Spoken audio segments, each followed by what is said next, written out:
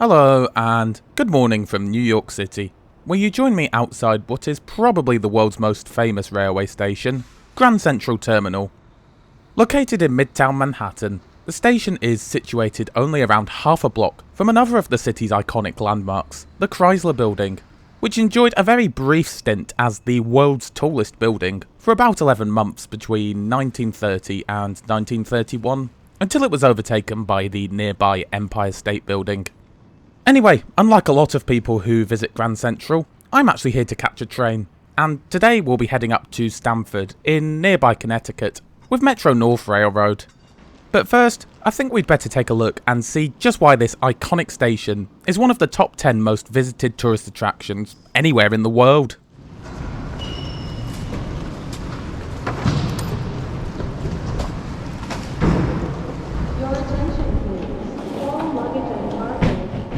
Immediately upon entering, we're struck by the station's grandeur and beauty.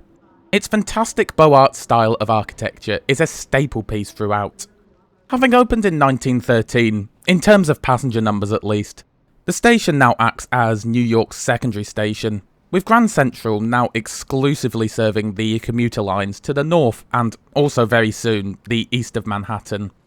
That said though, despite not even being the busiest station in New York City, Grand Central is still the second busiest station in North America, serving around 67 million passengers per year.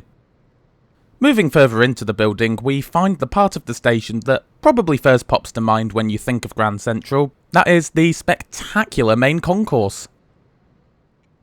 Just off to our left here, we have the Metro North ticket office, as well as a few departure boards. Alternatively, if you don't want a paper ticket, you can do as we did and buy your tickets on the MTA eTix app. Alternatively, there are also plenty of ticket machines available for you to use too.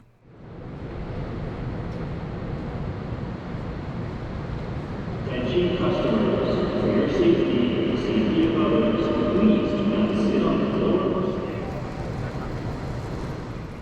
Now, as much as I'd like to sit here all day and gaze in awe at this wonderful piece of architecture, I do indeed have a train to catch. The service we'll be catching today is the 8:36 AM departure, bound for Stamford, so we'll be travelling the full length of the train's route today. We'll be departing from track 13 this morning. I must say, the platforms are certainly a lot less grand than the rest of the station. Anyway, here's our ride for today. It is an M8 electric multiple unit, with power initially being provided by an electrified third rail, before we switch to overhead wires later in the trip. The M8s are built by Japanese company Kawasaki and first entered service with Metro North in 2011. They have a design top speed of 100 miles an hour, although they only ever reach 80 miles an hour in service. All Metro North Railroad trains are operated by the Metropolitan Transportation Authority, or MTA for short, in partnership with the Connecticut Department of Transportation. Now, despite being made by different manufacturers, these M8 units are very similar to the M7 units that we took a look at in my Long Island Railroad video, link in the top right corner of the screen now if you're interested in that one. And indeed this appears to be the case on the inside of the trains, as the interiors are almost identical, less a different colour scheme being used here. 3+2 seating configuration here, as is pretty common on well-used commuter trains. Now, despite being primarily used on short distance journeys, legroom is actually not bad at all, even for 6'1" me. Power outlets can be found by the windows, which is always good to see. The seats themselves are actually pretty comfortable too, being well padded and nicely shaped, and they feature this quite nice leather style upholstery. And lastly, you'll also find coat hooks in between the windows. Now, as this wasn't a particularly busy service, I moved to a bay of 6 just to allow us to stretch out a bit. Anyway, before we head up to Connecticut, let's just have a quick look at our route for today. Our route will generally see us heading northeast on the New Haven line, initially heading up through Harlem and the Bronx, before going via New Rochelle and up to Stamford, for a total distance travelled of 33 miles or 53 kilometres.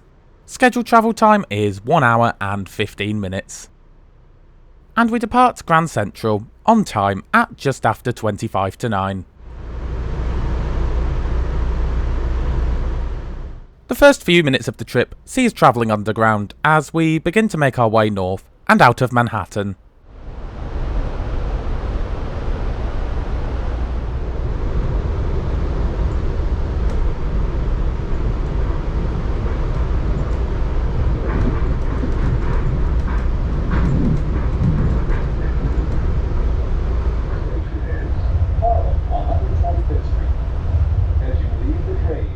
A short time after emerging from the tunnels, we arrive at our first stop, in the form of Harlem, 125th Street. We then cross the Harlem River, subsequently leaving Manhattan for the Bronx.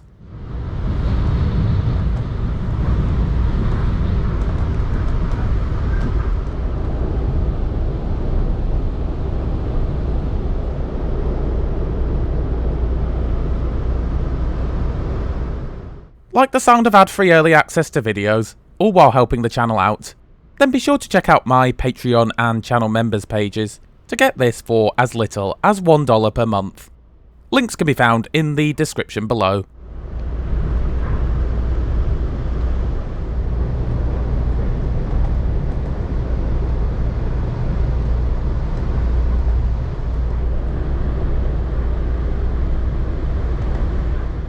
A short time after departing Mount Vernon East, we reach the part of the line with overhead wires, as well as meet lines that are primarily used by Amtrak trains travelling between New York Penn and Boston. We shortly thereafter arrive in the city of New Rochelle, with the station unfortunately appearing on the wrong side of a now slightly busier train, so sorry about that. Next up is Larchmont, which is one of the wealthiest neighbourhoods in all of the United States. Right, time for a very brief wander. All of the coaches are pretty similar, so I won't bore you with showing you all of them. As is quite common for commuter trains, the interior is pretty utilitarian, but still nice enough. There's plenty of space on overhead racks for storing luggage should you need to do so, but bear in mind that there are no larger stacks, so if you're travelling with heavy or very large items, this may be an issue. Each coach has a couple of spaces that can be used by wheelchair users, as well as for storing bikes. Bicycles can be brought on board at no extra cost and without a reservation, although peak time restrictions do apply on weekdays.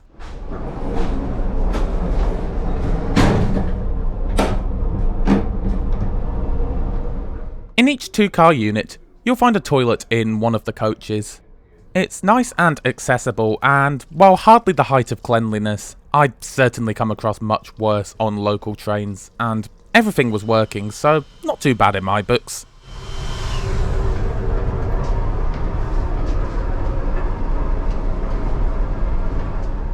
Back outside, and we're now at Port Chester, which is our final stop in the state of New York.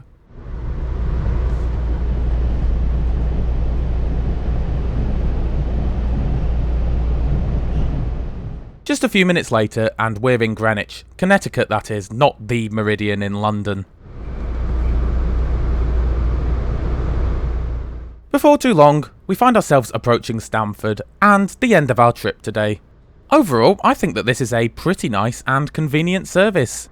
As for the cost, well, my off-peak round-trip ticket cost me $23. These can just be purchased on the day, there's no need or any financial gain you're going to make from booking these in advance. Personally, I don't think that's too bad for a flexible return. As we travelled on a weekend, we could use our off-peak ticket on any train, but be aware that peak time restrictions do apply on weekdays, which I'll put more information regarding in the description below. But yeah, a pretty nice regional train. However, I appreciate that these are just my thoughts and opinions, so do let me know yours in the comments below. Across the Rippewam River, cool name, we arrive into our final destination of Stamford, where we've even arrived around 5 minutes early, at just after 9:45.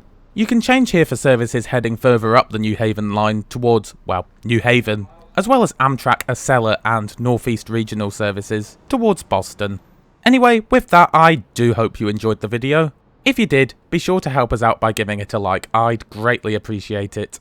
If you're new to the channel, then be sure to subscribe and enable notifications as I publish new trip reports every Friday. Thanks a lot for watching, and I'll see you next Friday.